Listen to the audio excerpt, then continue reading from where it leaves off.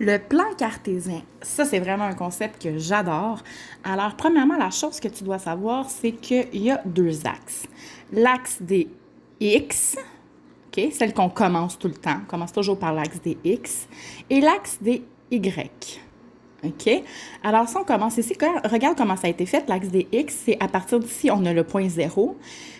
Ça va en montant, comme qu'est-ce qu'on a appris dernièrement. Alors, dans les nombres positifs, 1, 2, 3, 4, 5, 6, et ça peut aller plus loin que 6.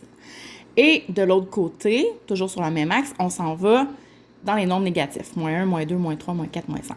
C'est la même chose pour l'axe des Y. Ici, c'est positif, 1, 2, 3, 4, 5. Et par en bas, c'est négatif, comme un thermomètre. Moins 1, moins 2, moins 3, moins 4, moins 5. Bon. Alors, souvent, on va te demander, on va te mettre un petit point, on va l'appeler A.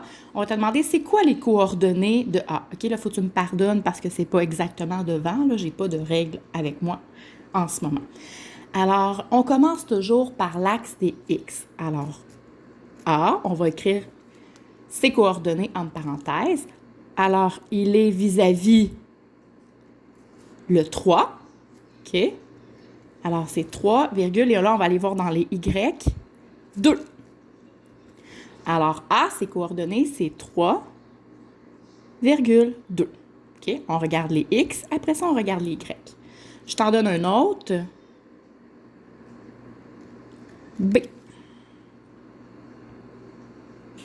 Alors, on irait voir les X en premier. Alors, B, c'est moins 3, virgule 3. Et on revérifie. Tu sais, tu peux prendre une règle comme ça pour voir. Moins 3, virgule 3. Et là, des fois, on va te demander, OK, maintenant, va me placer C.